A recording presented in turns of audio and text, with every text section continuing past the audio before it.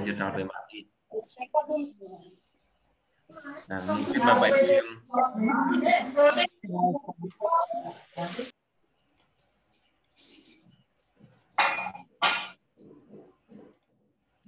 mungkin yang awal, mungkin Bapak Ibu yang mungkin pertama kali ikut kegiatan kelas publikasi ini ya.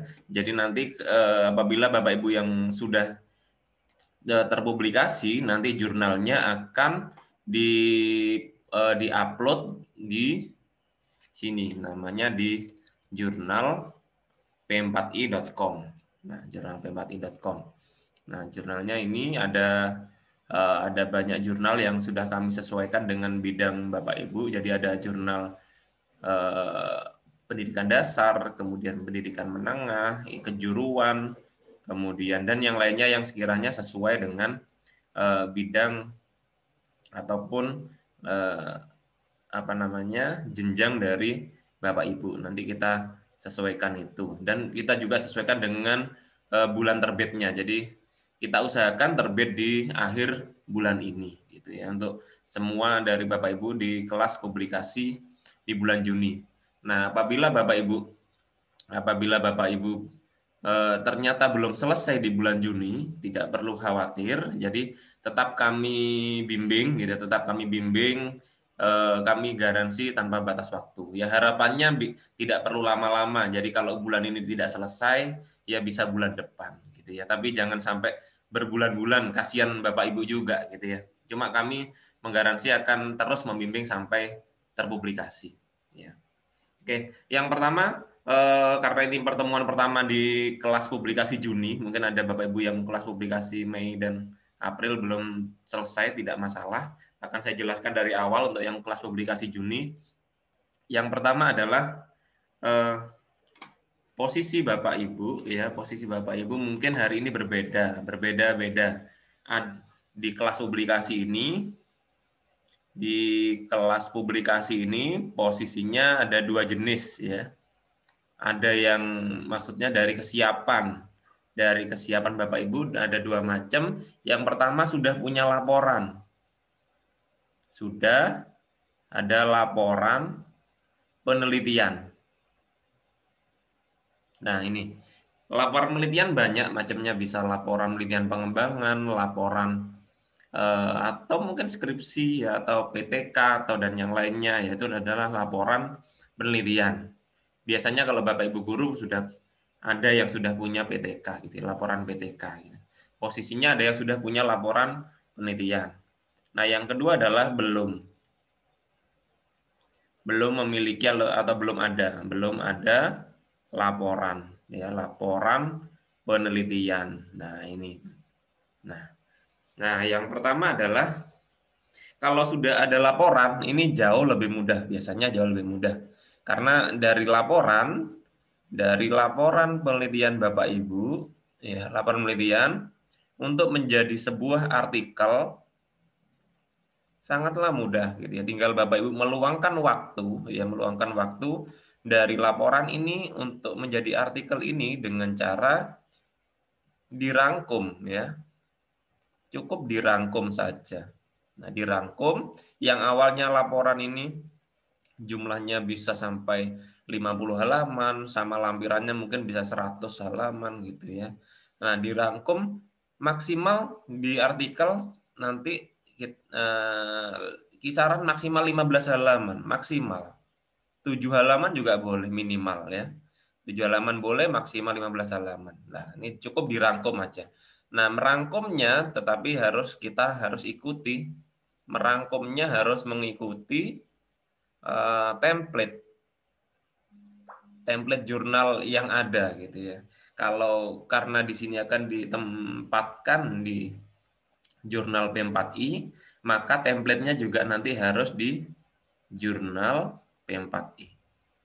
Nanti Bapak Ibu mungkin mau publikasi di tempat yang lain di bulan-bulan berikutnya, ya disesuaikan dengan jurnal yang lain, gitu ya. Yang jelas masing-masing template jurnal ini beda-beda masing-masing itu. Jadi ada yang bentuknya 1 kolom, ada yang 2 kolom, ada yang 1 spasi, 1,5 spasi. Jadi tidak bisa diperdebatkan karena setiap setiap tempat punya aturan masing-masing ya, aturan template masing-masing.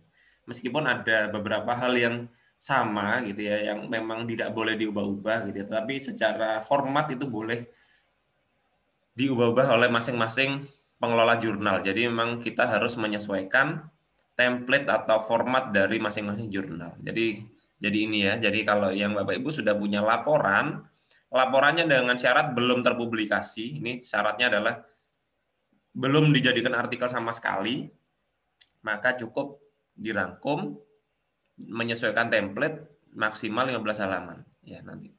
Nah, nanti template-nya akan kami bagi.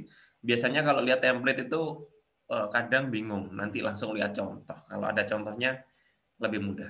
Nah, itu yang belum. Untuk yang sudah, untuk yang sudah. Nah, untuk yang belum, yang ini yang harus mungkin lebih ekstra gitu ya, yang belum memiliki laporan penelitian. Nah, ini yang harus dipikirkan, yaitu adalah kita mungkin masuk konsepnya dulu.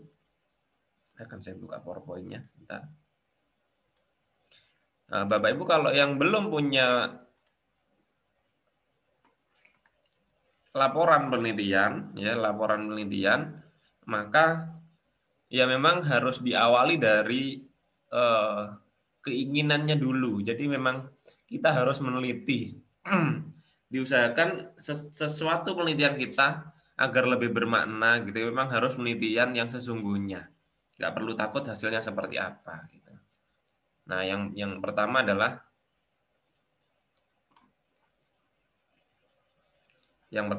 ingin meneliti siapa Bapak Ibu ya. Kalau yang belum punya laporan atau belum pernah penelitian, ingin meneliti siapa gitu.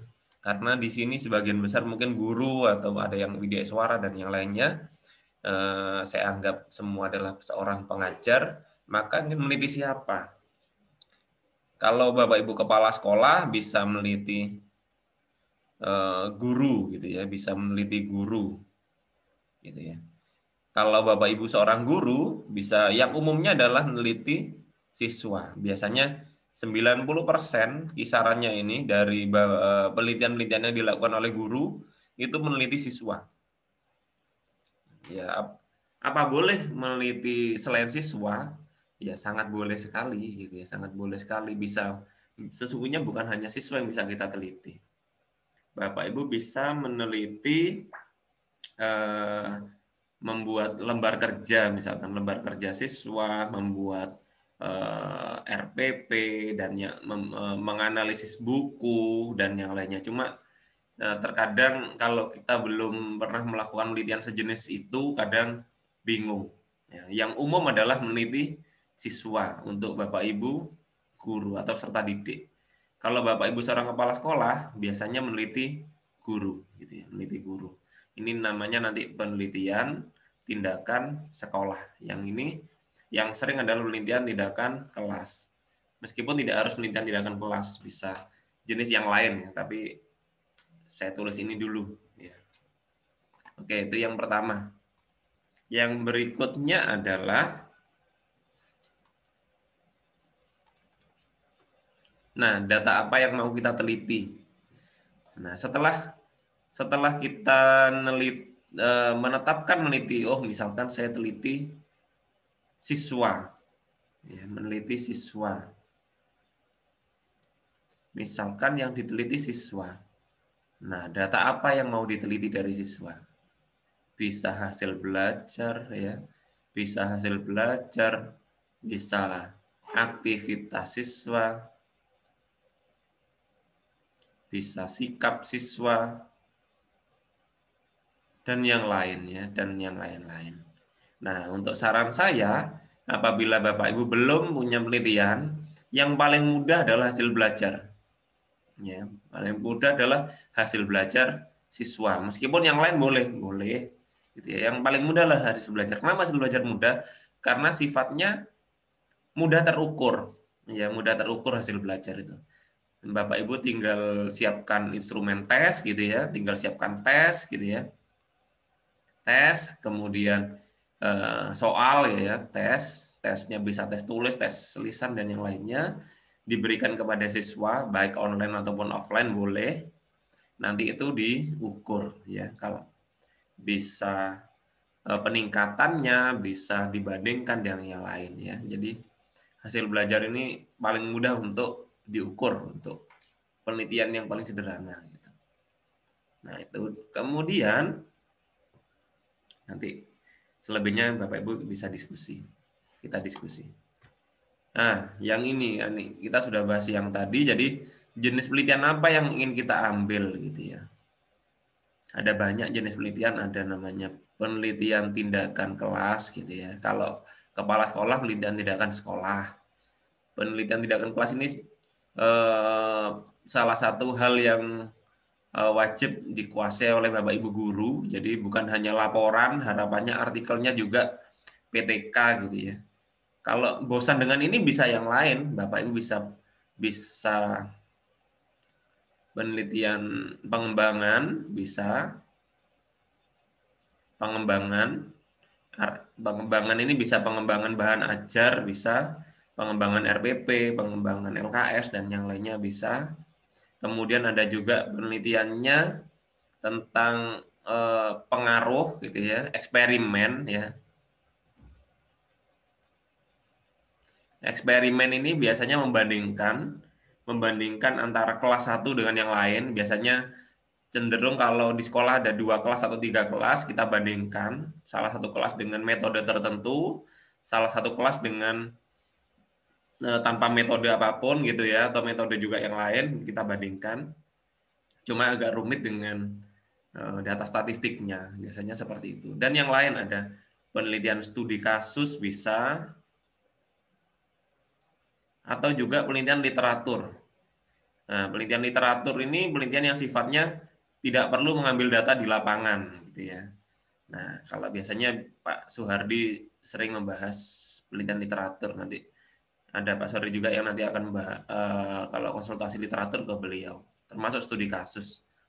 Ya, gitu ya. Jadi banyak macamnya, sebenarnya bisa lebih nih, mulai dari penelitian korelasi dan yang lainnya banyak sekali macamnya. Cuma saran saya sekali lagi apabila Bapak Ibu belum memiliki penelitian, mungkin bisa PTK ini, atau bisa juga literatur boleh. Ini saya rasa nggak terlalu susah juga. Kalau ini tanpa harus mengambil data di kelas gitu ya, karena kita cukup membandingkan dengan literatur-literatur yang sudah ada hasil-hasil penelitian. Cuma kekurangannya adalah literatur harus penelitian-penelitian yang kita ambil harus banyak referensinya, paling nggak 30 lebih gitu ya. Harus kita, karena memang acuan utamanya literatur. Nah, kalau PTK kita harus ambil data di lapangan, di kelas maksudnya ya kalau penelitiannya. Oke. Selanjutnya, nah ini next. Selanjutnya adalah, nah kalau bingung, tipsnya yang pertama adalah pelajari referensi di perpustakaan. Kalau Bapak Ibu dekat dengan perpustakaan, bisa langsung dibaca-baca contoh-contohnya. Ini yang dimaksud referensi adalah contoh. Nah, kalau ini tapi zaman sekarang sudah mulai ditinggalkan karena perpustakaannya sepi dan buku-bukunya kadang tidak update gitu ya. Jadi ini sudah mulai ditinggalkan. Kita lanjut tips kedua adalah ini yang paling mudah bisa Bapak Ibu lakukan, yaitu pelajari referensi dari internet. Nah, nanti akan saya berikan contoh. Bagaimana referensi dari internet fungsinya untuk apa gitu ya. Kita bisa cari teori, kita juga bisa cari namanya penelitian yang sejenis. Penelitian yang sejenis, yang relevan dengan milik kita nantinya. Oh, saya ingin penelitian ini, maka cari referensinya yang hampir sama gitu ya. Nah, kalau sudah ketemu penelitian relevan, buat apa? Nah, ini. Untuk apa kalau sudah tahu ini? Yang jelas, yang pertama untuk inspirasi. Nah, kalau sudah tahu, oh, setelah download ini terinspirasi nemu saya miripkan gitu ya. Inspirasi ini nanti konsepnya adalah ATM gitu. Amati, tiru, modifikasi gitu ya. Itu biasanya seperti itu untuk yang awal-awal gitu ya. Atau bisa juga ini sebagai ya untuk pustaka ya. Nanti ditulis dibandingkan di penelitian Bapak Ibu. Nah, ini nanti. Nah, cuma kendalanya adalah jangan asal ambil sesuatu dari internet yang asal. Nah, ini Bapak Ibu nggak boleh karena ini ilmiah, nggak boleh ngambil dari blog, mulai dari Blogspot, kemudian WordPress ya, dan yang lainnya sumber-sumber bukan sumber-sumber resmi ya, itu tidak boleh ya. Ini sudah tidak boleh. Blogspot, WordPress, Blogger ya, termasuk sesungguhnya Wikipedia itu juga nggak boleh. Karena Wikipedia itu sifatnya bisa diedit oleh seseorang yang sifatnya nggak ada yang bertanggung jawab di sana. Bapak Ibu juga bisa jadi kontributor dan edit di Wikipedia bisa. Makanya nggak boleh. Nah, caranya adalah nanti ini akan saya jelaskan, cuma akan saya singgung. Selalu saya singgung harus pakai Google Scholar. Google Scholar. Atau Google namanya Google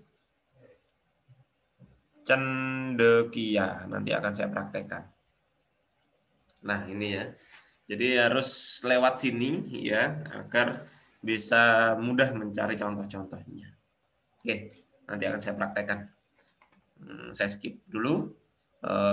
Kemudian tips yang berikutnya ini tips yang utama sesungguhnya, Sal.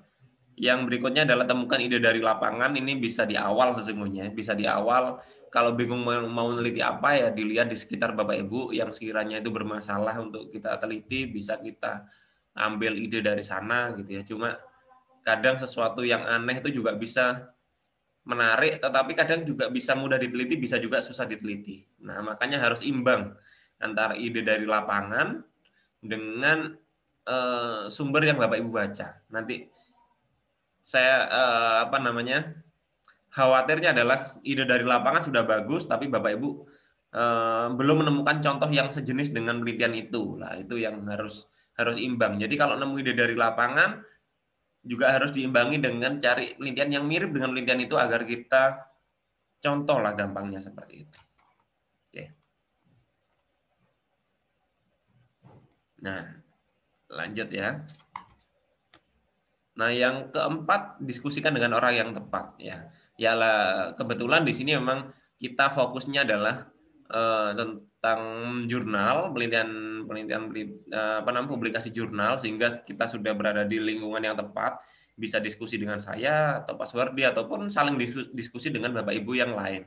Atau bisa juga Bapak Ibu bisa diskusi dengan mungkin kawan-kawan Bapak Ibu yang sudah pernah terpublikasi ya. Jadi bisa saling diskusi lah harapannya seperti itu. Nah, itu adalah poin-poin utama dalam mengembangkan atau menulis artikel ya, itu yang nanti akan saya jelaskan template-nya ya. Saya jelaskan template-nya. Mungkin sebelum saya jelaskan template-nya gitu. Biasanya template-nya di sini nanti biasanya Pak Suwardi yang menjelaskan, cuma beliaunya ada kegiatan dengan dinas, kabupaten, dan provinsi, jadi belum bisa hadir. Kita diskusi dulu, nanti habis ini saya lanjutkan membahas template. Diskusinya santai aja, karena memang kelas ini sifatnya eksklusif, cuma sedikit orangnya, jadi nggak usah sungkan-sungkan, silakan langsung buka mikrofonnya, dan kita diskusi aja. Monggo Bapak Ibu langsung bisa buka mikrofonnya. Akan saya siapkan format yang akan saya bahas.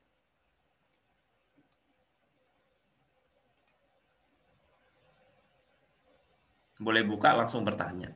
Tinggal diklik. Ya, mungkin saya sedikit Pak Randi. Ya, saya Pak Dewa Madesuke dari Bali. Iya Bapak, silakan. Ya, pertama saya sampaikan apresiasi buat Pak Dr. Suwardi, Pak Randi. Jadi luar biasa sudah membimbing kami, membimbing kita begitu. Jadi setiap pertemuan seperti ini selalu memunculkan inspirasi baru gitu. Jadi di mental saya, di pikiran saya pasti bisa gitu ya Pak. Saya pasti bisa. Dan wahananya sudah disediakan, kemudian tata cara metodenya diberikan, ini luar biasa Pak. Jadi mohon bimbingannya nanti. Kemudian karena saya kapasitas sebagai widyaswara tentu mirip-mirip dikit dengan Bapak Ibu guru gitu kan. Seperti kalau sekarang saya ada pelatihan Bapak gitu, ada pelatihannya kan tidak murid seperti teman-teman Bapak Ibu guru. Nah kebetulan sekarang ini pelatihan saya ke pelatihan tokoh-tokoh masyarakat seperti itu, ada klien Banjar Dinas lah gitu, atau kepala dusun, ada kepala desa, ketua tim penggerak PKK, macam-macam Pak. Jadi kalau dari jenis penelitian yang Pak Rani katakan tadi, saya ada inspirasi lagi buat menulis begitu. Jadi paling tidak best practice lah gitu. Ya, bisa. Paling tidak juga kepustakaan, karena begini Pak Randi, saya berpikir ternyata storytelling atau model bercerita seorang pengajar itu ternyata cukup memberikan dampak yang bagus buat audiens kita, buat peserta ajar kita. Jadi mereka mudah memahami begitu dibandingkan kalau kita normatif banget cara menyampaikannya. Nah itu mungkin yang akan saya coba tulis lagi. Tetapi sebelumnya Bapak, saya sudah kirim juga untuk artikel ya. Ya. Mudah-mudahan bisa dibimbing terus begitu sampai publish Pak, sehingga kepercayaan diri kami ini bisa meningkat gitu. Jadi terima kasih. Saya tidak pernah, mudah-mudahan terus ada waktu untuk nanti belajar di Guru Inovatif Indonesia ini. Siap, terima kasih. Ya, terima kasih Pak Bapak Idewa Mandisuka. Ya kemarin atau beberapa hari lalu sepertinya sudah kirim, cuma kami masih belum sempat membaca, baik saya ataupun Pak Suwardi. Ya, insya Allah hari ini akan kami baca dan berikan revisi. Yang jelas sudah mendekati ke arah yang baik gitu ya. Tinggal sedikit lagi mungkin ya Bapak ya. Terima kasih bimbingannya Bapak. Iya, akan kami revisi. Jadi itu Bapak Ibu. Mungkin silakan Bapak Ibu yang lain. Silakan Bapak Apik, monggo. Langsung bersuara. Ya, terima kasih Pak Randi. Karena saya belajar sama dengan Pak Randi gitu. Saya kemarin ikutan yang kelas menulis artikel populer itu Pak. Ya. Ya, alhamdulillah saya juga dapat banyak hal gitu ya. Asalnya saya agak pusing untuk membuat artikel populer, tapi setelah lihat kerangkanya, ternyata memang tidak terlalu sulit lah, asalkan kita mau cobanya gitu Pak. Jadi itu yang pertama. Mungkin gini Pak, ada beberapa hal yang saya ingin lebih diperjelas gitu Pak. Yang pertama adalah terkait dengan kelas ini gitu Pak. Kan kelas publikasi ini barangkali kalau misalnya ada pertemuan, itu pertemuannya berapa kali gitu. Lantas kelas ini akhirnya atau endingnya itu berapa lama gitu. Kan kalau tiga pertemuan udah selesai, kalau Mas ini mungkin sampai kapan? Mungkin itu yang pertama Pak. Lalu yang kedua, saya tertarik dengan apa istilahnya tadi yang disampaikan di awal tadi terkait dengan apa istilahnya macam-macam jurnal gitu ya, yang apa istilahnya yang sudah dikelola oleh tim Bapak gitu. Nah seandainya kelas ini mungkin sudah berakhir, lalu saya ingin untuk istilahnya mempublikasikan tulisan-tulisan saya, karena saya berencana Pak, itu satu semester itu saya ingin membuat ya minimalnya satu artikel ilmiah gitu. Nah bagaimana caranya gitu kalau kelas ini sudah berakhir, lalu saya ingin menyampaikan atau ingin mempublikasikan artikel saya di jurnal-jurnal yang dikelola sama Bapak, itu caranya seperti apa gitu. Terima kasih. Ya, baik Pak Apik dari MAN 1 Garut ya. Jadi memang ini sedikit agak molor ya Bapak Ibu. Karena memang sambil menunggu Bapak Ibu yang lain untuk registrasi gitu. Jadi harapannya memang di bulan Juni ini terpublikasi ya. Jadi untuk kegiatan Zoom ini kita akan usahakan 1 minggu 2 kali atau 2 minggu 1 kali mungkin ya. 2 minggu 1 kali untuk Zoom. Tetapi karena sifatnya kelas publikasi ini tidak sama dengan kelas virtual, jadi lebih banyak yang sifatnya bimbingan personal, kemudian sifatnya adalah kerja revisi mandiri gitu. Jadi selesainya pun tidak sama. Jadi apabila Bapak Ibu sudah siap publikasi, kami cek mungkin revisi 1 kali, selesai ya sudah selesai. Jadi kita publikasikan di jurnal kami, kemudian segera kita cetak ke penerbit ya, dan kita kirimkan ke alamat tujuan. Jadi karena memang sifatnya targetnya personal, jadi tidak sampai bersama-sama satu kelas gitu. Tapi kita menggaransi apabila Bapak Ibu belum selesai bulan ini, ya kami tetap akan menginfokan tetap Bapak Ibu boleh mengikuti di bulan-bulan depan tanpa harus membayar lagi gitu. Jadi langsung terus boleh tetap kami bimbing sampai selesai gitu. Jadi seperti itu Bapak. Jadi untuk Zoom ini kita yang pertama hari ini kita akan memang bahas yang awal-awal terlebih dahulu. Nanti mungkin minggu depan 1 minggu lagi kalau kita mungkin hari Rabu biasanya hari Rabu atau Kamis gitu. Nanti kita akan bahas masing-masing. Jadi yang sudah Bapak Ibu yang sudah mengirim jurnal kami akan bahas secara online gitu, tidak perlu malu, tidak perlu takut gitu. Karena di sini kita belajar bersama gitu ya. Kalau ada salah pasti namanya masih belajar, pasti semua juga keliru gitu ya, namanya masih awal. Termasuk saya sendiri kalau saya publikasi ke jurnal internasional juga sama, pasti banyak revisi sampai 3 kali 4 kali, itu sesuatu yang wajar gitu. Jadi itu yang pertama. Jadi kita usahakan publikasi bulan ini kalau yang sudah siap, dan akhir bulan nanti akan kami segera kirimkan ke alamat tujuan Bapak Ibu kalau sudah selesai. Itu yang pertama. Yang berikutnya adalah apabila Bapak Ibu ingin mengikuti kelas-kelas lagi berikutnya yang sejenis ini, kami secara berkala akan tetap membuka kelas-kelas sejenis ini setiap bulannya gitu ya. Setiap bulannya sambil kita kembangkan kerjasama juga untuk jurnal ini dengan pihak-pihak kampus dan juga pihak dinas kabupaten maupun provinsi. Untuk sekarang kita sudah kerjasama dengan salah satu universitas juga. Nantinya juga logo-logo tersebut akan kami cantumkan di jurnal sehingga akan memperkuat bahwasannya kegiatan kami juga didukung oleh pihak-pihak yang sudah diakui. Itu Bapak, jadi nggak perlu khawatir, nanti kalau semester depan bisa ikut lagi, boleh. Jadi emang mungkin 1 semester biasanya 1 kali gitu ya. Kalau lebih dari 1 takutnya diajukan untuk PAK terlalu banyak. Katanya seperti itu. Saya juga kurang paham berapa 1 semester itu, 1 atau 2 Kak. Kalau nggak salah 1 mungkin. 1 aja cukup saya rasa untuk kelas publikasi. Untuk publikasi artikel gitu ya. Nah, mungkin tadi Bapak bilang tentang artikel populer ya, mungkin sedikit saya singgung. Artikel populer dengan artikel ilmiah yang sekarang bisa dikatakan sama-sama menulis tapi intinya berbeda gitu ya. Ada kelebihan kekurangan. Kalau artikel populer bahkan tanpa referensi bisa. Tinggal kita mengarang indah dari pengalaman, dari pendapat, dari televisi, dari apa dan yang lainnya, dikemas dengan semenarik mungkin kalau artikel populer sehingga pembaca tertarik. Kalau itu artikel populer. Tapi kalau artikel ilmiah, kita harus berusaha sevalid mungkin. Kita tidak perlu membuat sesuatu dimenarik-menarikkan, kalimatnya tidak perlu, tetapi kita harus mengemasnya dalam bentuk suatu kebenaran yang benar-benar fakta dan dikemas secara ilmiah dengan sumber yang valid ya.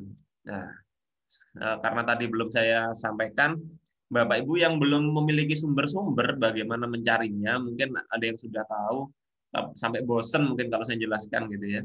Nah, mungkin sedikit saya jelaskan kembali yang belum tahu. Jadi mencari sumber cukup gampang zaman sekarang, tinggal pakai Google.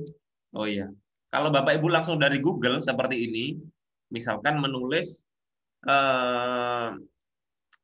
kata kuncinya pembelajaran berbasis masalah, misalkan seperti ini, maka di enter. Munculnya variasinya banyak sekali, mulai dari Wikipedia, Blogspot, kemudian ya nggak jelas-jelas padamu.net, artinya bukan jelas, tetapi lebih pada tidak valid kalau kita gunakan untuk sumber ilmiah, gitu ya. Sumber ilmiah tidak valid kalau Pak Wikipedia, Blogspot, .net, apapun ini ya yang sifatnya bukan sumber resmi gitu ya, tidak valid. Maka Bapak Ibu harus masuk Google ini dulu ya. Google Cendekia. Masuk Google Cendekia, bisa enter sini, atau Google Scholar sama aja, bahasa Indonesianya Google Cendekia. Nah, kalau sudah masuk Google Cendekia, kita ingin merujuk dari nama seseorang atau judul. Ya, umumnya sih judul ya, umumnya yang mudah kata kunci. Ya, yang tadi ya, pembelajaran berbasis masalah. Oke, enter. Nah, di sini halaman pertama, halaman kedua, ketiga, keempat, dan seterusnya, yang awal-awal itu sumber-sumber valid. Bapak Ibu download mudah sekali gitu ya. Nah, ini ada Institut Pendidikan.ac.id, upi.edu, umsida.ac.id ini tinggal download Bapak Ibu sumber-sumbernya ini dan valid gitu ya. Cara downloadnya cukup gampang sekali, tinggal klik sebelah kanan PDF-nya ini. Ya, ini ada tombol PDF ini sebelah kanan ini. Tinggal diklik, nanti akan mengarah pada sumber yang dapat kita rujuk. Nah, ini contohnya pembelajaran berbasis masalah oleh ini ya. Atau bisa juga yang lain. Kita download lagi. Jurnal ini ya. Nah, ada juga yang ini jurnal Infotek ya, pembelajaran berbasis masalah. Nah, dari sumber-sumber ini dapat kita jadikan referensi ataupun inspirasi ya. Inspirasi. Nah, itu mudah sekali. Jadi zaman sekarang sudah jarang orang masuk perpus karena perpusnya sudah di internet semua. Ya. Makanya perpustakaan sudah mulai sepi, perpustakaan kota, perpustakaan kabupaten sepi karena banyak yang langsung di internet bisa. Nah, ini ya itu yang untuk itu. Silakan Bapak Ibu kalau ingin diskusi. Nah, ini ada yang pertanyaan di chat ya dari Bu Sri Wahyuni. Apakah penelitian literatur harus memiliki kesamaan objek penelitian? Kalau kesamaan tidak harus kalau objek ya. Jadi lebih pada hal utama apa yang akan kita teliti ya. Hal utama apa yang akan kita teliti ya, hal utama apa yang kita teliti. Jadi lebih pada itu. Misalkan memang kita akan lebih membandingkan kesamaan dan perbedaan dan mungkin lebih banyak yang dikuatkan persamaan. Misalkan mau meneliti efektivitas penggunaan Zoom. Nah, maka Bapak Ibu harus mencari dulu referensi berapa penelitian yang dengan Zoom ya, dengan Zoom. Oke, dengan Zoom itu nanti mungkin dibandingkan dari masing-masing itu sebanyak misalkan ada 10 atau 20 penelitian dikumpulkan jadi satu, dirangkai kesimpulannya apa. Itu adalah penelitian literatur ya, penelitian literatur. Memang harapannya ada banyak kesamaan yang dapat kita ambil. Kesamaannya apa, perbedaannya apa itu kita ambil. Dan mungkin bisa nanti lebih rinci Bapak Ibu bisa langsung lihat contoh penelitian literatur, nanti akan kami bagikan contoh-contoh penelitian PTK, contoh penelitian literatur, best practice nanti akan kami share kembali di kelas publikasi yang Juni ya. Yang April Mei sudah kami share, nanti mungkin kita share ulang ya. Yang itu jadi bisa Bapak Ibu jadikan referensi. Ya mungkin saya lanjutkan sedikit lagi, setelah ini kita lanjut tanya jawab lagi. Bebas Bapak Ibu tanya jawab banyak. Bebas. Nah, kita lanjutkan bahas template ya, template. Mungkin kalau bahas template mungkin agak bingung, kita langsung contoh gitu ya. Langsung contoh, ini adalah contoh jurnal yang sudah terpublikasi di Jurnal P4I, di Jurnal Inovasi Pendidikan Menengah Secondary, volume 1 nomor 2 tahun 2021. Mungkin yang belum tahu ya, volume ini menunjukkan tahun. Jadi kalau volume 1 ini kita masih baru tahun pertama. Ya, tahun pertama, jadi baru volume 1. Nomor 2 ini kita sudah terbit 2 kali dalam 1 tahun. Jadi kalau nomor 3 nanti 1 tahun terbit 3 kali. Ya, kita nanti 1 tahun rencananya terbit 4 kali untuk secondary. Ya, itu kemudian tahun 2021. Biasanya nanti ini dicantumkan kalau ingin mengajukan pangkat itu volume berapa, nomor berapa. Gitu. Ini kalau seperti itu. Kemudian artikel diawali dengan judul, gitu ya. Judul nggak perlu panjang-panjang. Nah, judul artikel ini boleh berbeda dengan laporan penelitian Bapak Ibu. Misalkan laporan penelitian Bapak Ibu panjang judulnya, ya. Nah, boleh dirangkum lagi, boleh. Jadi tidak masalah, tidak perlu khawatir. Kok laporan sama artikel berbeda judulnya, boleh apa tidak? Boleh, ya. Bahkan skripsinya mahasiswa yang saya bimbing itu antara skripsi dengan artikel yang terpublikasi itu berbeda, boleh dirangkum, ya, dipendekkan agar lebih efektif kalimat-kalimatnya. Kemudian di bawah judul ada identitas. Identitas itu cuma ada 3, yaitu nama, kemudian instansi, dan juga email. Ya. Nama ini tidak perlu titel, ya, tidak perlu titel. Sekalipun profesor, doktor, haji, hajah, dan nggak perlu dituliskan di sini. Ya, SPD tidak perlu juga tampilkan di sini. Kemudian di bawahnya di sini instansi. Instansi itu bisa nama, ya intinya tempat bekerja, ya, tempat bekerja di sini. Jabatannya nggak perlu ditampilkan di sini. Misalkan kepala sekolah SMA di sini nggak perlu, atau guru SMA nggak perlu. Jadi cukup nama instansinya di sini. Kemudian email, silakan bisa pakai email aktif, email apa saja boleh, yang jelas email dari Bapak Ibu. Kemudian abstrak.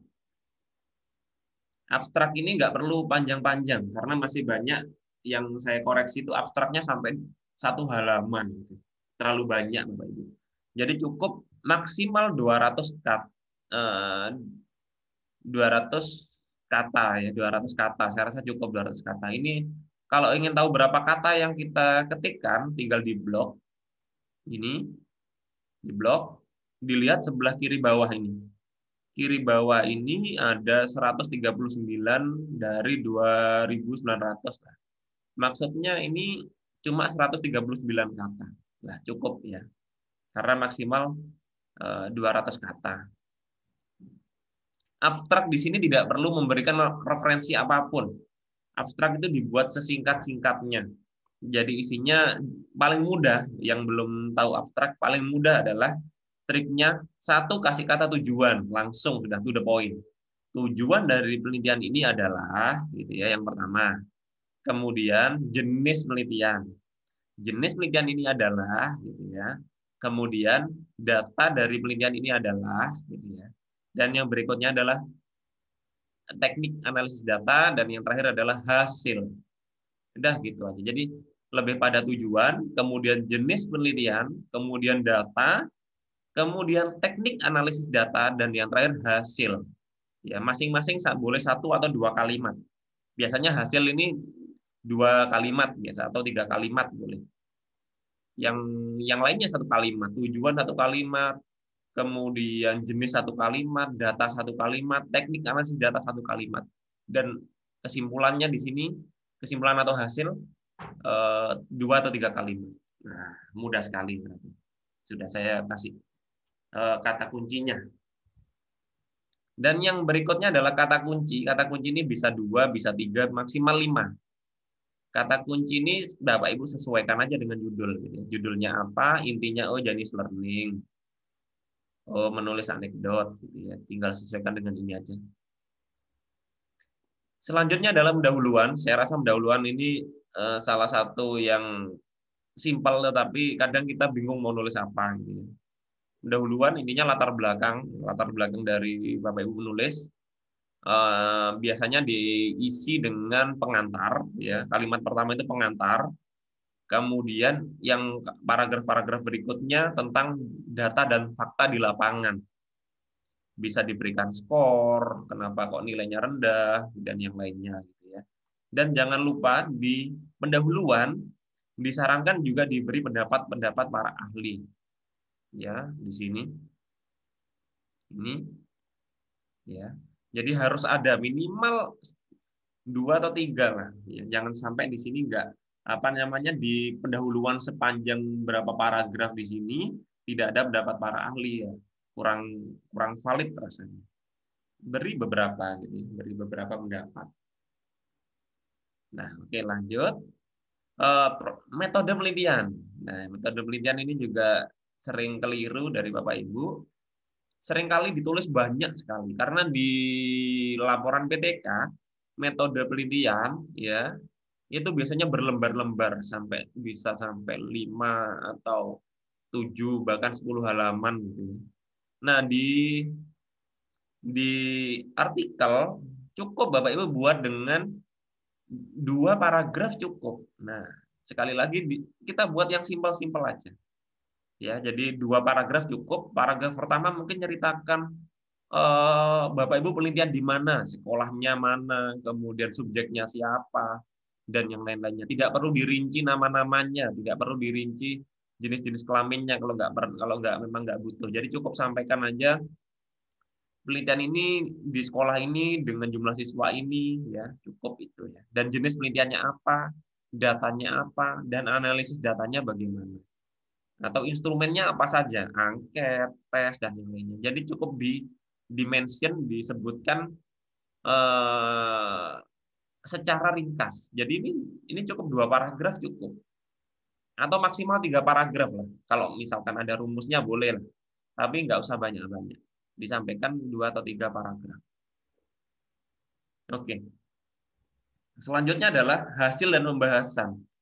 Hasil saya rasa tidak ada masalah. Tinggal Bapak Ibu tampilkan dengan bantuan-bantuan tabel gitu ya, bantuan-bantuan tabel sebentar.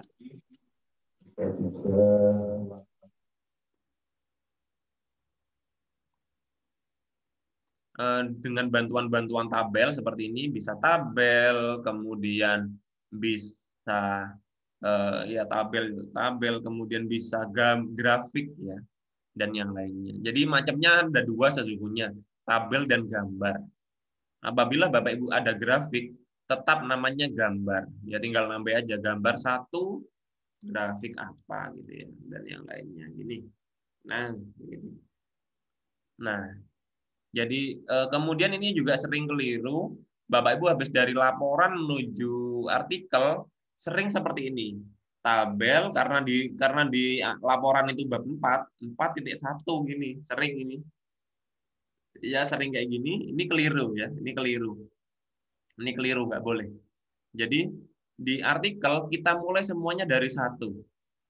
Jadi tabel 1 ya. Kemudian tabel 2, sudah nggak ada lagi tabel 4.1. Dan yang lainnya. Nah, ini tinggal menyesuaikan. Nanti ini contoh akan saya upload sebagai contoh biar dicontoh. Oke. Dan yang lainnya. Dan yang terakhir adalah jangan lupa di hasil, selain memberikan tabel dan juga diagram atau grafik, jangan lupa ini wajib. Nah, ini. Ini yang sering lupa dari Bapak Ibu. Ini adalah membandingkan, ya bukan membandingkan sesungguhnya, menguatkan hasil-hasil Bapak Ibu. Jadi kalau setelah penelitian Bapak Ibu hanya menampilkan hasil, itu sifatnya belum kuat kalau belum ditunjang dengan teori ataupun penelitian relevan. Jadi seolah-olah itu hanya hasil dari Bapak Ibu aja gitu ya. Bagaimana dengan hasil yang lain gitu. Makanya harus kita sesuaikan selain dengan praktek dengan teori. Nah, teorinya bisa diambil dengan pendapat para ahli ataupun penelitian relevan. Jadi di akhir, sekali lagi, di akhir dari pembahasan, ya, akhir dari hasil dan pembahasan, ini ya, hasil dari akhir dan pembahasan ini, selain tabel dan juga gambar, grafik, gitu ya, di paragraf-paragraf terakhir, kasihlah 3 atau 4 paragraf kayak gini. Ini memang niatnya untuk menunjang, membahas dan mengaitkan dengan penelitian-penelitian. Hal ini sejalan dengan pendapat Gunawan, kemudian Dana Jaya mengungkapkan kelebihan strategi ini. Jadi akhirnya sesuatu yang Bapak Ibu teliti lebih valid dengan adanya ini. Ini sifatnya wajib. Jadi kalau ini belum ada nanti juga pasti akan saya berikan masukan. Mohon ditambahkan sumber-sumber penunjang seperti ini ya. Tinggal tambahkan penelitian relevan tadi. Penelitian-penelitian ini gampang sekali carinya. Bapak Ibu cari di Google Scholar tadi bisa. Banyak ya. Nggak perlu jauh-jauh, nggak perlu ke perpus ya, ini ya ditambahkan. Semakin banyak semakin baik. Dan yang terakhir kesimpulan. Kesimpulan ini satu paragraf cukup. Kalau mau 2 paragraf boleh. Paragraf kedua saran gitu ya. Saran gitu ya, saran itu saran penelitian gitu ya. Kalau paragrafnya 2, kalau paragrafnya 1 cukup kesimpulan saja boleh. Ya, gini. Rangkuman dari hasil pembahasan. Oke.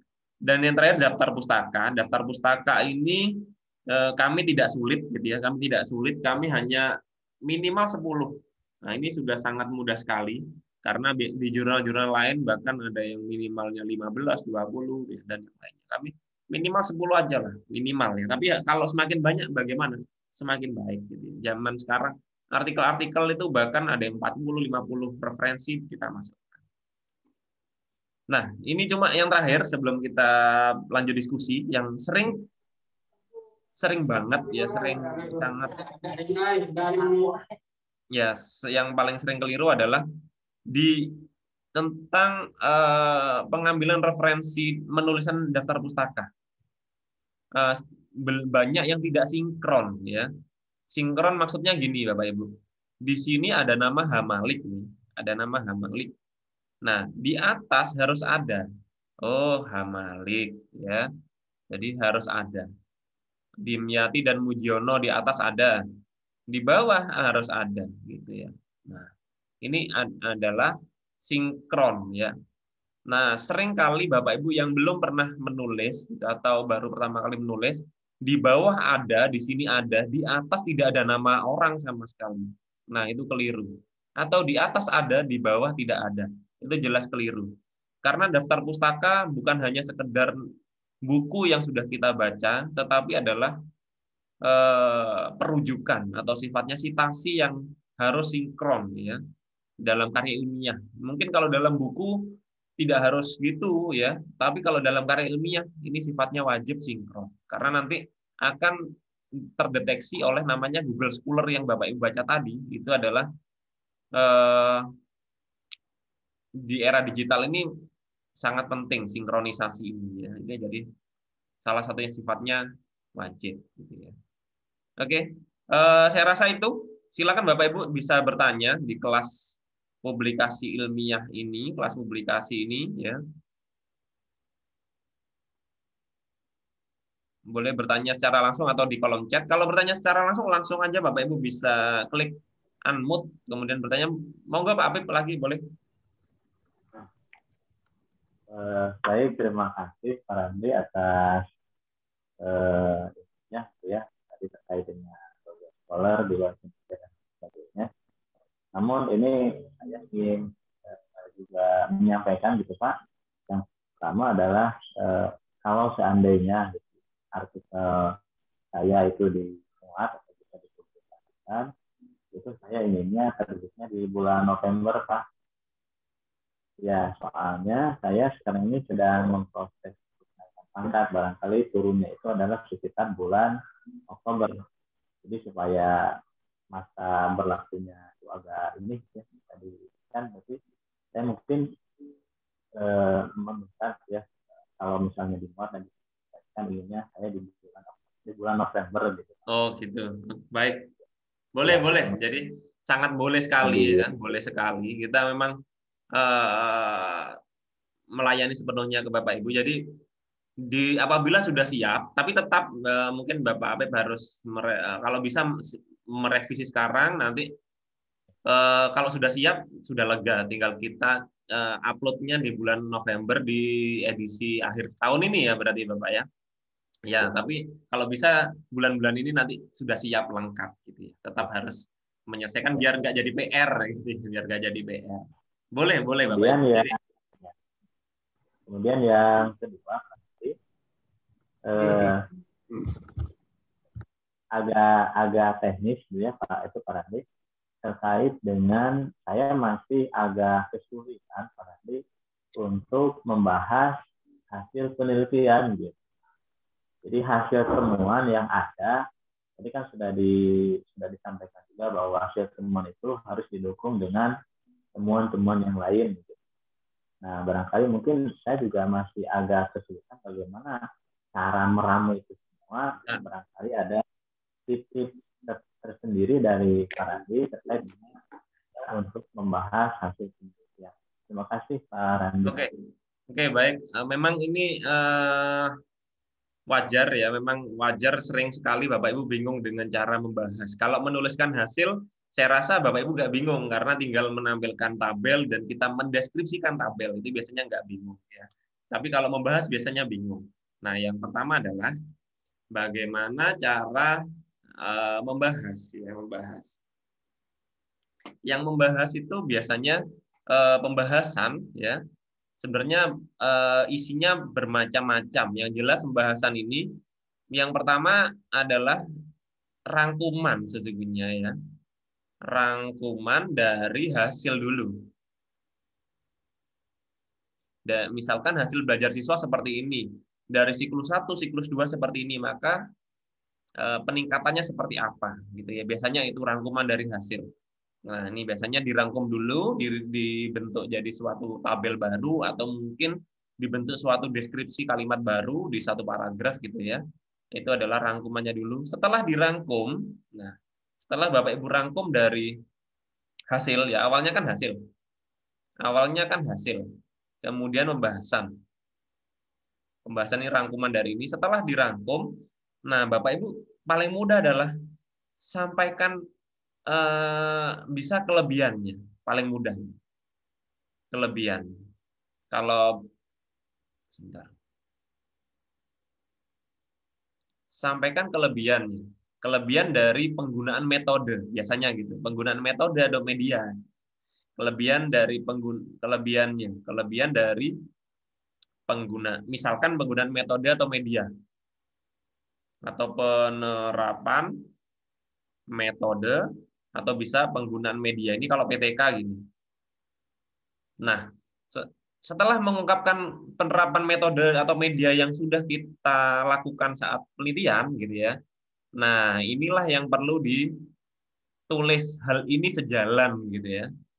Hal ini sejalan dengan hasil penelitian siapa. Nah, itu paling mudah. Nah, ini hal ini sejalan dengan hasil penelitian siapa? Ini Bapak Ibu seperti yang saya sampaikan tadi bisa cari di Google Scholar. Ya. Nah, itu yang pertama, kelebihannya. Kalau kekurangan saya rasa boleh ditampilkan tetapi kadang nggak apa ya, nggak enak hati gitu ya kalau kita sampaikan sudah sampai penelitian tapi kita sampaikan kekurangan gitu ya. Tapi nggak perlu boleh ditampilkan kekurangan, tapi kita nggak perlu memberikan penelitian-penelitian relevan, nggak perlu. Jadi lebih pada ini sesungguhnya. Jadi dominan pembahasan itu lebih pada kelebihan. Sesungguhnya bisa ya Bapak Ibu, sesungguhnya bisa penelitian bisa membandingkan itu berbeda. Misalkan hasilnya ini, hal ini berbeda dengan penelitian ini, tetapi nanti agak rumit kalau dibaca. Kalau tidak terbiasa nanti akan sulit dengan hasil itu gitu ya. Kecuali kita memang niatnya mengukur efektivitas dan yang lain-lain. Tapi saran saya adalah kalau mungkin masih awal, mungkin cukup tampilkan kelebihannya atau mungkin prosedurnya ya, prosedur yang sudah dilakukan seperti apa. Nah, itu sejalan dengan penelitiannya siapa. Ini yang pertama. Nah, selain dengan penelitian, nah ini selain dengan hasil penelitian, kelebihannya ini juga bisa dikaitkan dengan teori. Teori yang ada di buku. Tetap menyampaikan menurut pendapat ahli ini gitu ya. Jadi ada dua macam kaitannya. dengan teori yang ada di buku dan juga penelitian relevan. Jadi lebih pada kelebihan Bapak Ibu. Mungkin saya lihat contohnya ya. Kita lihat contohnya. Kita lihat contohnya. Kita lihat contohnya. Yang ini tadi judulnya adalah penerapan strategi genius learning untuk meningkatkan keterampilan menulis ya. Nah, apa yang akan kita bahas ya? Yang jelas ketika kita menerapkan genius learning pasti punya kelebihan-kelebihannya selama melakukan penerapannya gitu ya. Selama kita proses penerapannya menghasilkan kelebihannya ini atau mungkin temuan-temuan yang lain. Sebenarnya nggak harus kelebihan, temuan juga bisa kita bandingkan atau kita dukung dengan pendapat ahli. Nah, ini akhirnya hal ini sependapat dengan pendapat Gunawan bahwa genius learning adalah strategi pembelajaran yang intinya membangun dan mengembangkan lingkungan pembelajaran positif dan kondusif. Nah, ini adalah kalimat yang mendukung bahwasanya genius learning itu benar-benar positif pembelajarannya. Jadi bukan hanya kita neliti sendiri, orang lain juga sudah ada yang neliti. Ya, justru itu yang membuat bagus penelitian ini. Nggak usah takut penelitiannya mirip dengan penelitian yang lain. Pak, punya saya mirip dengan penelitian yang lain. Nggak apa-apa. Justru itu nanti jadikan mendukung seperti ini. Gitu ya. Nanti jadikan mendukung seperti ini. Dan yang lain ya. Ini ditambahkan lagi Dana Jaya mengungkapkan bahwasanya kelebihan strategi genius learning lah ditambahkan oleh teori. Nah, boleh juga ditambahkan yang lain. Menurut Sujana, mengajar adalah proses bantuan dan yang lainnya, peranan guru. Jadi bukan hanya sekedar memberikan kelebihan, kita juga selama proses pembelajaran menemukan sesuatu yang bisa kita bahas, bisa kita kaitkan dengan teori. Gitu ya. Cuma paling mudah adalah tampilkan kelebihannya dulu aja. Paling mudah. Boleh. Nah, ini juga banyak sekali ditampilkan. Ya. Harapannya di sini ada minimal kalau bisa 5 lebih lah, nggak masalah. Ini semuanya bisa kita download di Google Scholar. Oke. Nah, ini ada pertanyaan di chat. Assalamualaikum dari Bu Haryani, bagaimana cara menuliskan daftar pustaka yang kita ambil dari Google Scholar? Nah, oke. Dari Google Scholar yang dimaksud kita contoh ya. Contoh tadi misalkan Genius Learning ada penerapan. Nah, meskipun kita ambil dari Google Scholar ya, tetapi kita menulisnya bukan seolah-olah bukan dari internet, tetapi dari jurnal ya, dari jurnal. Jurnal cetak ataupun jurnal dari internet caranya sama. Nah, misalkan kita download nih yang ini ya, misalkan jurnal pendidikan fisika ini. Yang paling pengaruh strategi pembelajaran genius learning terhadap hasil belajar fisika siswa. Saya klik sebelah kanan ini, Unimed ini.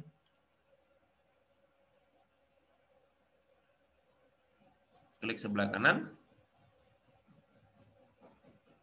Nah, muncul ini. Nah, di sini ada oke.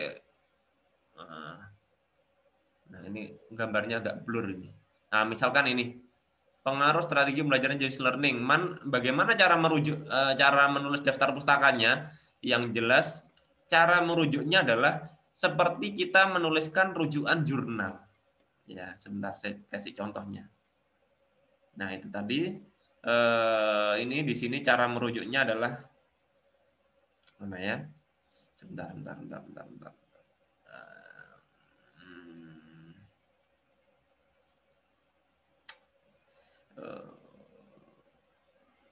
Ini nggak menuju jurnal soalnya. Saya buka template. Nanti saya bagikan juga templatenya. Saya bagikan templatenya. Saya buka templatenya dulu. Nanti saya lengkap ada penjelasannya masing-masing daftar pustaka.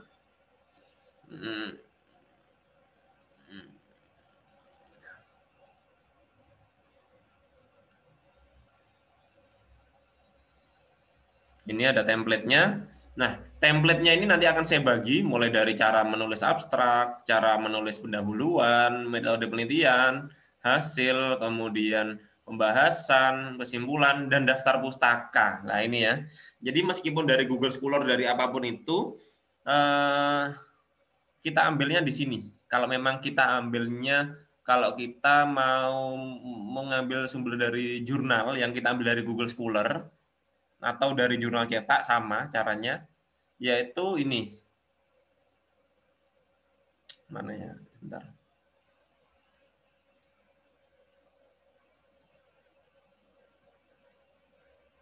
buku, kemudian jenis buku, artikel lah, ini bisa seperti ini Bapak Ibu. Jadi artikel pada jurnal daring atau online, nah sudah ada lengkap di sini. Yang jelas nama penulis di balik namanya ya, misalkan ini Nurgiantoro B, nama aslinya mungkin siapa B Nurgiantoro gitu ya. Kemudian diberi tahun, ya tahun jurnalnya. Di jurnal nanti jelas ada tahunnya. Kemudian di sini jangan lupa judul artikelnya, ya. Judul artikelnya ini judul artikel baru nama jurnal. Nah, sekarang nama jurnal. Kemudian di sini volume-volumenya. Ini halaman, kemudian ini nomor dan volume. Ini tidak wajib, yang ini tidak wajib. Ini tidak wajib. Kalau ada boleh, kalau nggak ada nggak usah, nggak apa-apa. Jadi sekali lagi gini ya.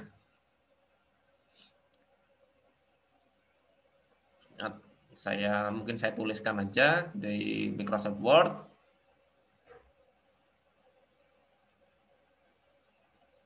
Nah, jadi nama dulu, kemudian atau ini ya, kok bingung. Sebentar, saya ambil jurnal yang sudah Nah, misalkan mau merujuk ini nih, mau merujuk gini, Pak, saya mau merujuk ini, bagaimana caranya gitu ya. Makanya ini namanya dulu disingkat Henok Siagian, maka ditulis Siagian, H, gitu ya. Sebentar, saya kasih coret-coretan aja biar langsung. Berarti nulisnya di sini, nanti di daftar pustaka nulisnya Siagian, H, titik. Dan gitu ya, Susanto, I, titik. Gitu ya. Kemudian kasih tahun jurnalnya bisa dicek di alamat jurnalnya di sini. Tahunnya 2012, volume 1 nomor 2. Ya. Bentar, saya kembali lagi ke sini. Berarti tahunnya ditulis di sini. Aturan tahun 2012 ya, nanti nomornya terakhir ya. Nama jurnalnya ditulis dulu. Judul artikelnya di sini tulis. Berarti pengaruh strategi bla bla bla gitu ya, dan panjang titik. Setelah itu baru nama jurnalnya. Nama jurnal ini nama ininya. Nah, ini Jurnal Pendidikan Fisika. Volume 1 nomor 2. Saya rapikan aja dah ya, saya rapikan Bapak Ibu biar tulisannya kelihatan. Maaf, coret-coretan bingung mungkin ya. Saya cari Microsoft Word dulu. Ini paling sering dirujuk soalnya kalau yang jurnal ini. Jadi tadi apa namanya? Siagian, H, dan Susanto, I. Ya. Tahun 2012 titik ya, nama jurnalnya Pengaruh Pembelajaran Jenius Learning dalam bla bla bla, misalkan judulnya ya, dalam meningkatkan, ini contoh ya, dalam meningkatkan hasil belajar, misalkan gini. Kemudian baru nama jurnalnya, Jurnal Pendidikan Fisika Unimed, misalkan gini. Nah, jurnalnya dikasih miring. Nah, gini ya. Nah, baru di sini diberi namanya volume tadi. Boleh kalau bingung dengan koma tadi tulis saja volume, boleh di sini volume 2, koma nomor 1 misalkan gini ya. Kemudian kasih halaman.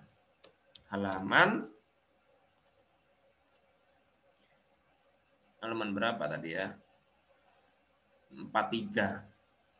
Halaman 43 sampai dengan 49 misalkan gini boleh, cukup seperti ini ya, boleh seperti ini boleh, atau biasanya ada yang langsung gini Bu, ada yang gini boleh, 2 dalam kurung 1 maksudnya volume 2 nomor 1, tapi ditulis gini juga boleh. Nah ini mudah sekali ya, jadi ini judul artikelnya, titik judul jurnalnya, nama jurnalnya. Oke, silakan Bapak Ibu bisa bertanya bebas. Mungkin 15 menit lagi boleh bertanya. Bu Yulianti boleh, silakan Bu. Iya, Assalamualaikum warahmatullahi wabarakatuh. Selamat pagi, Pak Randi. Terima kasih sudah difasilitasi di grup yang membuat kita termotivasi untuk terus menulis. Saya Yulianti dari SMA Negeri 1 Garut. Saya tetanggaan sama Pak Apip mungkin dan pernah bersama-sama juga kalau tidak salah. Iya, tapi baru tahu sekarang di sini. Baik Pak Randi, saya ingin mengungkapkan beberapa hal. Jadi kajian saya yang sekarang ini yang akan saya mungkin publish di P4I atau ya betul. Jadi kajian saya ini adalah sebuah novel sejarah yaitu Hinomaru, terbit tahun 2017.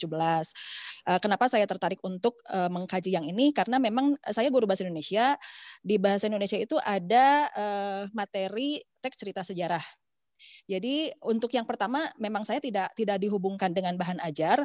Saya murni mengkaji novel tersebut secara new historicism. Jadi dikaji dilihat dari sisi sejarah, budaya dan ekonomi yang terdapat dalam novel tersebut, lalu nanti disandingkan dengan fakta-fakta dalam buku-buku sejarah dan teks non sastra lainnya ataupun dalam penelitian-penelitian orang lain. Jadi di sini memang banyak sekali referensi yang dibutuhkan karena setiap kejadian sejarah yang muncul di novel tersebut atau setiap budaya yang muncul di novel tersebut saya sandingkan dengan kajian budaya yang memang diambil dari buku-buku teks non sastra. Nah, adapun referensinya saya ambil dari buku-buku sejarah lalu dari jurnal-jurnal penelitian juga. Mungkin nanti ya setelah saya penelitian yang ini selesai, nanti saya kembangkan menjadi bahan ajar dengan cara penelitian yang berbeda atau dengan cara mengkaji yang berbeda. Nanti saya sesuaikan dengan hal-hal yang dibutuhkan dalam materi teks cerita sejarah itu apa saja. Jadi pertanyaannya pertama, bolehkah satu kajian ini saya teliti 2 kali gitu kan? Saya teliti 2 kali, saya takutnya nanti ada kena Turnitin gitu, karena mungkin ada beberapa hal yang sama gitu kan antara kajian pertama dengan kajian yang kedua.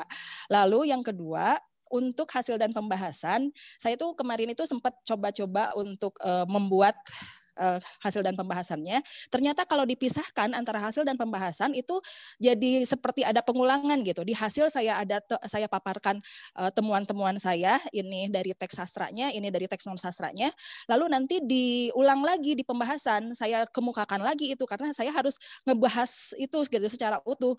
Nah, apakah boleh untuk hasil dan pembahasan yang ini saya satukan saja gitu kan? Soalnya untuk mengurangi halaman dan untuk mengurangi kebosanan juga karena data dan faktanya yang harus diulang lagi di pembahasan. Mungkin seperti itu saja dulu Pak Randi. Terima kasih. Assalamualaikum warahmatullahi wabarakatuh. Waalaikumsalam warahmatullahi wabarakatuh. Terima kasih Bu Yulianti, pertanyaannya menarik sekali. Yang pertama adalah tentang mungkin self plagiarism takutnya ya. Plagiasi terhadap karya sendiri. Ya.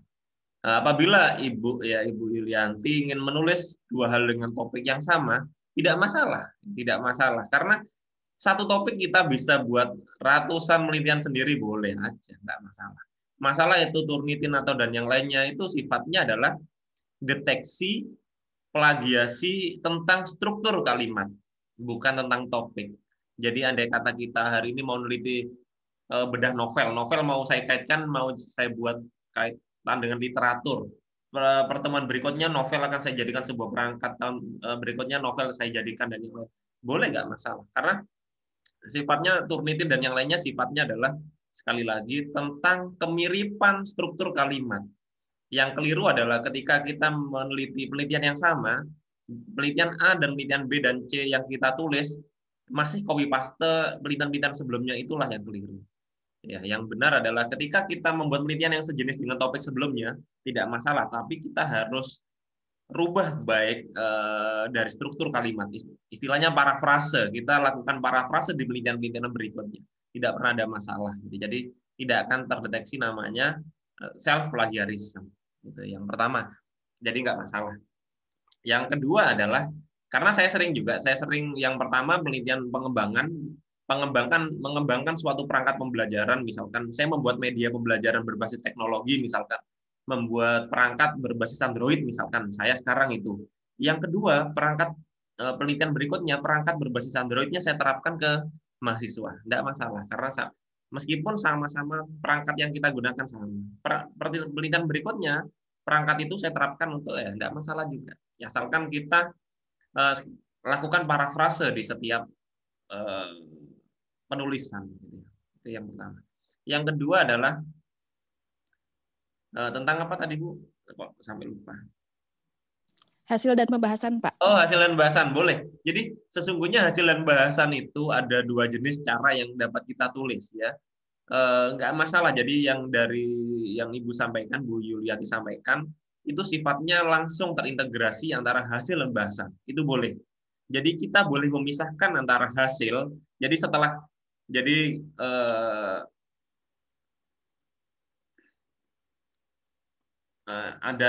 memang ada subpoin ya. Subpoin namanya hasil dan pembahasan.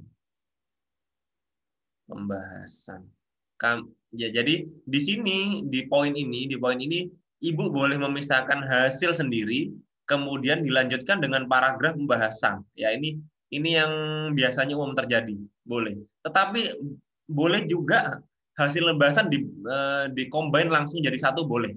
Misalkan habis tabel gitu ya, kemudian dideskripsikan, langsung dikaitkan dengan pendapat para ahli gitu ya. Boleh juga. Jadi di dalam tabel sini, tabel langsung dari hasil, langsung dikaitkan dengan ahli. Boleh. Jadi itulah yang disebut dengan, makanya di sini kita nggak pernah memaksa hasil sendiri, bahasan sendiri. Yang jelas ada namanya poin, hasil, dan pembahasan. Di dalamnya ada hasil, di dalamnya ada pembahasan, boleh dipisah hasil sendiri, kemudian di pembahasan sendiri, boleh dicampur aduk kayak gini, boleh. Jadi nggak ada masalah. Gitu ya. Jadi nggak ada masalah. Memang kalau kita hasilnya langsung memaparkan sekaligus, kelebihannya adalah kita nggak berulang, gitu. Kita nggak berulang. Kalau kita pembahasannya terakhir, enaknya adalah kita hasil sebanyak itu kita bisa simpulkan satu dulu dan kita ambil kesimpulannya dan kita bandingkan. Jadi punya kelebihan masing-masing. Ya, yang lebih kuat adalah yang lebih bagus memang hasil masing-masing sudah dibahas. Jadi dari awal tuh ada hasil, kemudian kita bahas sedikit-sedikit, kita bahas, dan di akhir kita bahas lagi juga. Yang terakhir sifatnya pembahasan secara komprehensif, secara keseluruhan. Jadi itu Bu Yulianti mungkin kalau boleh paham bisa tanya kembali. Siap Pak, terima kasih atas pencerahannya. Silakan Bapak Ibu, mungkin ada satu atau dua pertanyaan lagi sebelum mungkin kita akhiri. Kalau boleh Bu Pak Idewa Made, silakan. Terima kasih, teknis sekali. Itu kan kalau di Google Cendekia kita nyari jurnal tulisan terdahulu. Tetapi kalau mencari bukunya Pak, jadi kan ada proporsional buku berapa, jurnal berapa kan gitu. Nah, bagaimana mencari di Google Cendekia itu buku Pak gitu, atau katakanlah e-booknya, sehingga sumber pustaka kita di samping jurnal juga buku. Nah, itu yang pertama Bapak. Kemudian yang kedua, untuk kelas Juni kita kan diminta membuat artikel tuh Bapak. buat artikel, kemudian saya sudah mengirimkan 2 artikel. Cuman mungkin artikel yang pertama itu judulnya kurang pas mungkin. Saya sebenarnya mendapat inspirasi dari sebuah buku yang bagus, mungkin Bapak Ibu guru sudah membacanya. Saya cerdas karena tidak bisa matematika, judul bukunya Pak. Jadi menarik sekali. Setelah saya baca ada inspirasi banget gitu. Jadi sehingga lahir 2 tulisan itu sebagai artikel populer gitu Pak. Jadi gimana selanjutnya artikel populer itu apakah sudah diproses seperti itu. Itu aja Pak, makasih. Oh ya, baik. Itu ya berarti Pak. Bapak ikut artikel populer juga ya? Oh, iya Pak. Oh ya, oke. Baik untuk yang artikel yang pertama mungkin artikel populer. Yang kemarin beberapa sudah dipublikasikan oleh Bapak narasumber di webnya gitu ya. Yang berikutnya untuk yang jurnal akan kita bukukan, masih kita proses. Kita rencananya memang karena buku itu diharapkan yang sejenis, yang kadang susah Bapak. Jadi yang sejenis itu artikel-artikelnya kita masih mencari kesamaan antara bukan hanya sekedar layak tidak layak. Kadang ada yang bagus tapi tidak sesuai dengan teman-temannya. Jadi mau menyatukan itu kadang susah. Jadi kita masih proses mengelompokkan apa yang sekiranya bisa kita jadikan suatu kesamaan dan kita bukukan. Apabila ada nanti yang mungkin ada yang bagus tetapi mungkin di luar topik itu, nanti kita akan buku kedua gitu. Nanti kita infokan berikutnya, Bapak. Tapi yang jelas dalam mungkin minggu depan ini coba kita ajukan dulu ISBN-nya dan kita infokan kalau memang sudah artikel populernya terpilih gitu. Yang kalau mungkin belum terpilih berarti nanti bisa diikutkan buku berikutnya ya Bapak ya. Karena bukan tentang bagus tidak bagus tapi lebih pada kesamaannya. Misalkan kita topiknya tentang pembelajaran, ada yang topiknya tentang pendidikan Bapak. Apa? Yang diarahkan sama narasumber waktu itu. Oh iya. Pendidikan. Pendidikan. Ya, memang kemarin yang diarahkan tentang pendidikan, cuma kami masih lagi agar lebih spesifik pendidikannya gitu. Mungkin nanti. Iya, Pak. Nanti. Terima kasih, Pak. Yang jelas kita akan terus lanjutkan gitu ya. Pengennya bukan hanya satu buku, Bapak. Bisa kita atur. Gitu. Iya, siap, Bapak. Ya, yang berikutnya tentang buku, tentang download buku, bagaimana caranya? Ya, memang ini agak susah karena tidak sama dengan mendownload jurnal. Karena mendownload jurnal sifatnya open access. Ya, open access bisa Bapak Ibu download gratis di mana saja gitu ya dengan Google Cendekia. Tetapi kalau download buku gitu ya, ada memang buku yang bisa kita download di Google Cendekia atau Google Book. Tetapi banyak pula yang sifatnya kita harus membeli aksesnya ataupun membeli buku cetaknya. Gitu. Jadi contoh kita. Jadi kalau buku itu kalau tadi Google Cendekia, kalau buku Google Book. Google Book. Bapak Ibu masuk Google Book ini. Nah, ini misalkan pembelajaran, tulis saja pembelajaran berbasis masalah misalkan. Nah, ini di sini sebenarnya banyak sekali bukunya, pembelajaran berbasis masalah. Cuma memang sifatnya yang ditampilkan di sini preview. Kalau kebetulan referensi yang ada dari preview itu bisa Bapak Ibu ambil, ya silakan. Dari preview. Previewnya biasanya ada beberapa halaman aja yang ditampilkan, sampel ya. Kalau ingin lihat bukunya secara penuh, sepertinya harus beli. Kalau nggak cetak ya beli online gitu ya. Ini yang agak susah, karena namanya buku Bapak. Buku kadang mau menggratiskan itu seseorang mikir-mikir gitu ya. Dia sudah buat capek-capek. Buat capek-capek, repot kadang. Ya. Ya ini, misalkan saya buka salah satu gitu ya. Ini gitu ya. Google Book ini. Nah, ini model pembelajaran berbasis masalah teori. Nah, ini ya. Kemudian awalnya ini yang latar belakang dan yang lainnya sampai berapa halaman ini bisa kita lihat. Oh, masih bisa. Coba kita teruskan. Oh, tapi lompat Bapak ya. Tapi ini halamannya lompat. Jadi ada beberapa yang Ini habis 14, kemudian 16, kemudian ada tulisannya 17 sampai 32 not sound in this preview. Jadi nggak ditampilkan dan lanjut halaman berapa lagi gitu. Jadi selama Bapak Ibu bisa mengambil sumber dari yang di preview-kan boleh, silakan gitu, nggak masalah. Ya, tapi kalau emang nggak ada di sini ya kalau pengen yang gratis bisa cari sumber yang lain. Kalau ingin beli yang ini berarti harus membeli buku aslinya gitu. Tapi sepertinya masih banyak yang bisa kita ambil dari preview ini gitu. Boleh bisa kita ambil. Nah, ini Google Book ini. Di sini previewnya totalnya 42 halaman. Totalnya 206 loh, lumayan. Ada 40 halaman dari 200 halaman. Jadi seperlimanya dipreviewkan. Biar yang lainnya disuruh beli. Dan yang lainnya kalau nggak nemu di sini Bapak Ibu bisa download ya, atau di preview yang lain ini. Nah, ini bisa pakai Google Book ya Bapak Ibu. Google Book, kemudian Bapak Ibu bisa cari. Nah, di sini model belajar inovatif. Atau mungkin Bapak Ibu yang punya buku bisa juga nanti bisa di Google Book kan gitu ya. Bisa di Google Book, bisa di Google di Play Store Playbook gitu. Nanti bisa dijual gitu, dijual secara online gitu. Cuma karena kita masih berusaha untuk nyari penerbit yang itu. Mungkin ada kelas khusus ya untuk masuk Google Playbook nanti. Kalau yang sudah punya buku aja khusus punya buku gitu. Atau nanti kita bisa fasilitasi lebih lanjut. Oke. Itu jadi Bapak Ibu bisa kalau yang ingin mencari sumber-sumber buku, triknya seperti itu dari saya.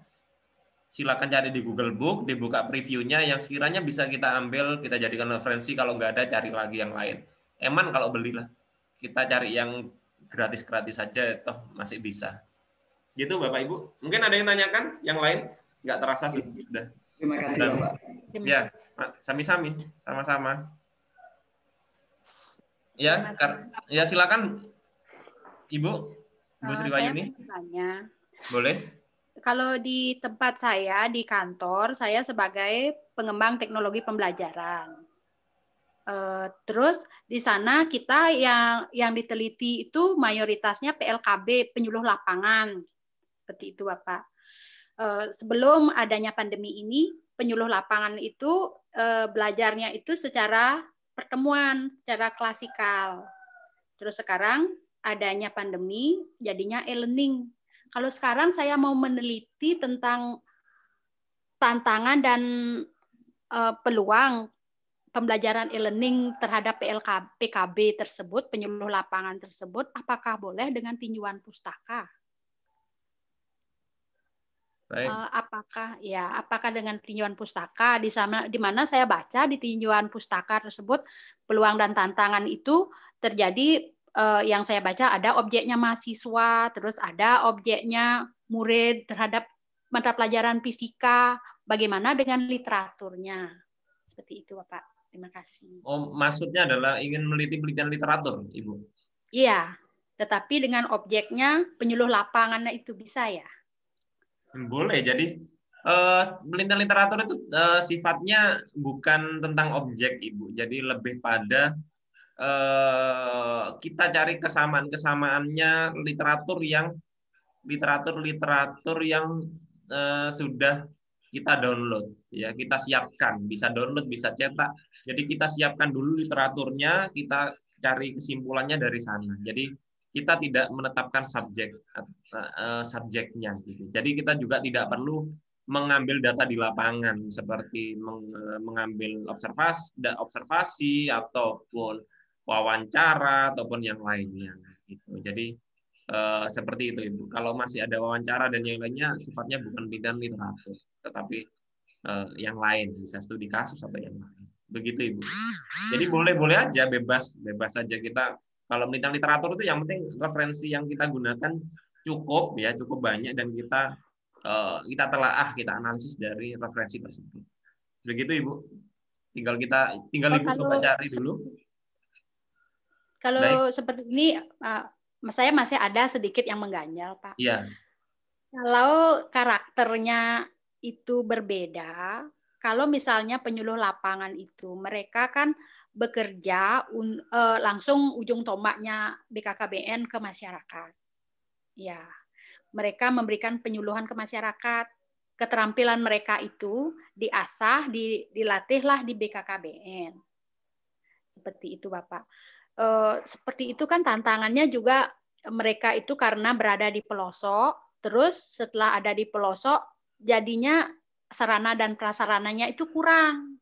Seperti itu kendalanya. Tetapi itu dah saya teliti secara literatur. Bagaimana mencari literatur seperti itu, gitu, Pak. Ya, kalau sifatnya spesifik seperti itu, saran saya bukan penelitian literatur, tapi lebih ke studi kasus. Jadi Ibu sedikit mengambil data di lapangan, info di lapangan dideskripsikan dari data-data tersebut, baru ditunjang dengan studi referensi yang lain. Jadi artinya referensinya menunjang data yang sesuai dengan subjek yang akan Ibu teliti. Jadi penelitian studi kasus. Kalau penelitian literatur, berarti penelitiannya ya, penelitian mungkin arahnya lebih ke studi kasus karena memang spesifik ingin lebih ke kasusnya yang Ibu kan, kasusnya yang di subjeknya Ibu. Iya. Ya, itu bisa namanya penelitian studi kasus, mendeskripsikan kasus yang dimaksud nggak harus yang negatif gitu ya. Yang kasus positif juga bisa kita tampilkan, kita deskripsikan secara kualitatif, kemudian kita bandingkan dengan penelitian-penelitian yang sejenis. Sejenis pun kan tidak harus yang sama subjeknya, tidak harus sama atau levelnya tidak harus sama. Tapi kalau emang cari yang sama persis kayak punya Ibu di referensi, memang ya jelas agak susah kalau kita cari yang sama persis. Dan penelitian literatur sifatnya berlaku umum, tidak spesifik ke salah satu subjek. Jadi saran saya penelitiannya lebih ke studi kasus atau deskriptif gitu. Begitu Ibu. Tinggal referensinya menunjang saja. Mau bertanya lagi. Boleh. Kalau misalnya itu saya buat penelitian literatur, terus kalau ini topiknya dirubah begitu Bapak, jadi bagaimana gitu maksudnya? Topiknya kalau yang mana Ibu maksudnya? Studi literaturnya aja. Peluang dan tantangan apa secara umum? Secara umum Ibu, kalau literatur sifatnya kita langsung menggabungkan literatur yang sudah siap, langsung kemudian judulnya bisa jadi terakhir. Karena memang kita kan menganalisis terlebih dahulu literaturnya yang ada, baru kita simpulkan dari literatur yang sudah ada. Gitu. Judulnya ada di terakhir. Menyiapkan literatur. Mungkin kalau maksud saya begini Pak ya, kalau yang saya tangkap, seperti misalnya peluang dan tantangan pembelajaran e-learning kalau kayak gitu misalnya. Ya, bisa. Sekarang saya baca literatur peluang dan tantangan belajar e-learning, nanti cari kesimpulannya apa, begitu ya maksudnya? Iya, begitu. Kalau di literatur. Ya. Tinggal kita cari yang menunjang gitu. Yang jelas tidak spesifik ke salah satu subjek, kecuali memang subjek yang kita teliti sejenis lah, hampir sejenis lah, baru kita mungkin bisa simpulkan gitu. Atau mungkin nanti bisa dibahas literatur lebih lanjut dengan Bapak Suwardi yang memang beliaunya lebih memahami memberikan saran-saran lebih lanjut tentang penelitian literatur. Mungkin akan depan. Begitu ya Ibu ya. Terima kasih Bapak. Ya. Nanti mungkin atau bisa coba ditulis dulu, nanti akan dikomentari oleh Pak Suwardi juga bisa. Mungkin saya rasa cukup untuk hari ini Bapak Ibu. Nggak terasa sudah lebih dari 90 menit sudah pengantarnya. Saya rasa cukup untuk hari ini. Nanti di pekan depan nanti kita akan usahakan jumpa kembali. Tinggal Bapak Ibu kirim artikelnya di grup publikasi Juni. Nanti kita akan berikan saran dan masukan gitu ya. Kalau sudah ada yang siap, maksudnya kita koreksi, kita review sudah siap gitu ya. Nanti kita akan segera publikasikan di minggu depan ini. Kalau belum, tetap kita koreksi sampai benar-benar terpublikasi. Jadi tidak perlu khawatir. Yang sudah masuk kelas publikasi pasti terpublikasi.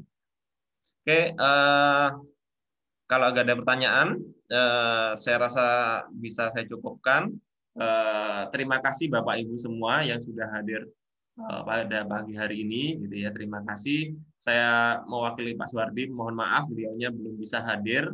Nanti insya Allah minggu depan beliau akan hadir dan membahas materi yang belum kita bahas hari ini. Yang jelas yang belum memiliki artikel segera dibuat. Boleh juga Bapak Ibu nggak perlu, misalkan kalau menulis artikel cara penuh bingung gitu ya, boleh dikirimkan judulnya dulu, kemudian pendahuluannya dulu boleh, dan yang lainnya pelan-pelan. Yang jelas tetap kita bantu untuk review ya, review dan memberikan saran dan masukan. Terima kasih hari ini Bapak Ibu. Kita jumpa lagi di pertemuan berikutnya minggu depan ya. Mungkin hari Rabu atau Kamis. Bisa saya akhiri. Assalamualaikum warahmatullahi wabarakatuh. Salam Guru Inovatif Indonesia. Waalaikumsalam warahmatullahi wabarakatuh. Terima kasih Pak Randi.